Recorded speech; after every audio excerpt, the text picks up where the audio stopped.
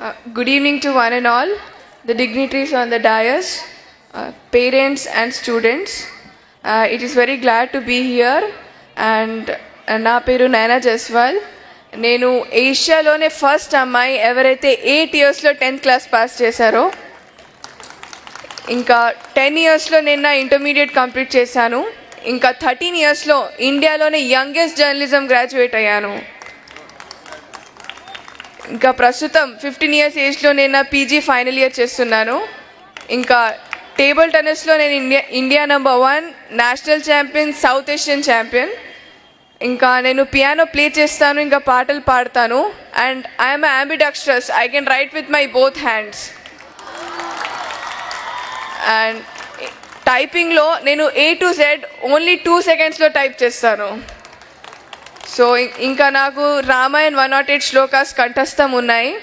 ఇక్కడ వచ్చేసి నాకు చాలా ఆనందంగా ఉంది. ఇంకా ఇవన్నీ నేను ఏదైతే యాక్టివ్ చేశానో ఇవన్నీ నేను ఇష్టపడి చదివాను, కష్టపడి కాదు.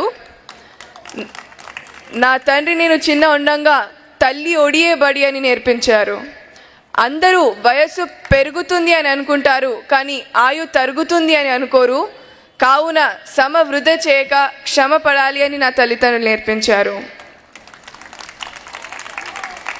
చెట్టుకు కాయ బరువు కాదు, కానీ ఈ రోజులలో ఆడపిల్లలు బరువు అవుతున్నారు అని తరుణంలో దీనిని తప్పు అని రుజువు చేయడానికి నేను కిరణ్ బేదిని స్ఫూర్తిగా తీసుకుంటున్నాను.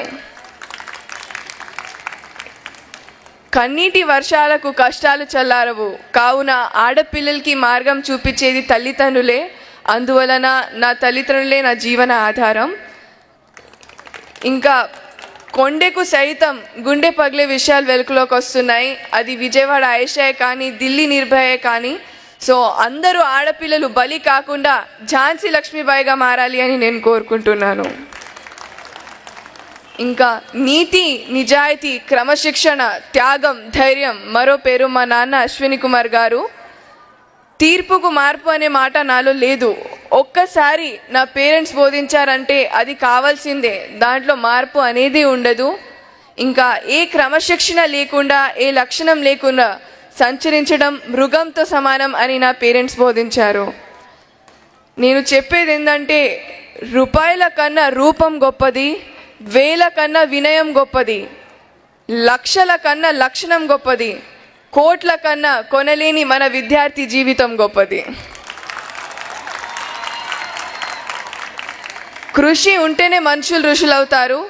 ఎవరైతే కృషి చేస్తారో వారికి అదృష్టం ఎదురు చూస్తుంది. ఎందుకంటే స్వేచ్ఛ లేని జీవితం ఆత్మ లేని శరీరం లాంటిది. అందుమూలన మీరు భారత భావి పౌరులు, మీ చేతిలో భావి భవిష్యత్తు ఉంది.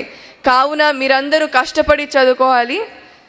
ఇంకా దేవుడు మనకు విజయాలు అందివడు, కానీ విజయాలకు కావలసిన శక్తి సామర్థ్యం ఇస్తాడు.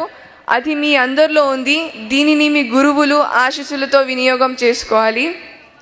తల్లిదండ్రులు గౌరవముని అంటారు, ఎందుకంటే వాళ్ళు ఎలా ఉన్నా తన బిడ్డలు మాత్రం సుభిక్షంగా ఉండాలి అని వాళ్ళు శ్రమిస్తారు. సో వాళ్ళు చేసే శ్రమని మీరందరూ వృధా చేయొద్దు. ఇంకా ఈ హిందూ పబ్లిక్ స్కూల్లో ఎన్నో అనురాగ అనుభూతులు ఉన్నాయి. ఈ తీయని క్షణాలు మీరందరూ ఎల్లప్పుడూ మర్చిపోలేరు. ఎందుకంటే పూసిన పువ్వు వాడిపోతుంది, పండిన పండు కుళ్ళిపోతుంది, ఎండిన ఆకు రాలిపోతుంది, కానీ నమ్మకంతో ఏర్పడిన మీ అందరి చిన్ననాటి స్నేహం ఎల్లప్పటికీ నిలిచి ఉంటుంది అని నేను కోరుకుంటున్నాను.